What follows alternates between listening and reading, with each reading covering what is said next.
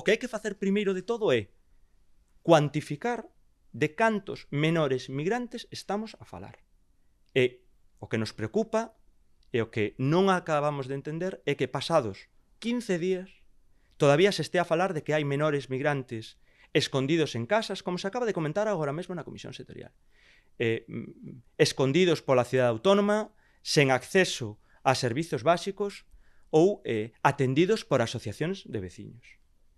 Ten que actuar o goberno de España, porque isto non é unha cuestión que afecte exclusivamente á cidade autónoma de Ceuta, que por outra parte é unha cidade autónoma de 83.000 habitantes. Entón, é unha situación de máxima preocupación que está a afectar a cidade autónoma, a convivencia de toda a cidadanía, na cal pois entendemos que é urxente e prioritario que o goberno de España asuma as riendas da situación que está a pasar e poña os recursos xa, non dentro de 2 semanas, non dentro dun mes, agora mesmo, para atender a todos estes menores migrantes. Galicia vai cumprir a lei, como a cumpriu sempre, dende o primeiro momento.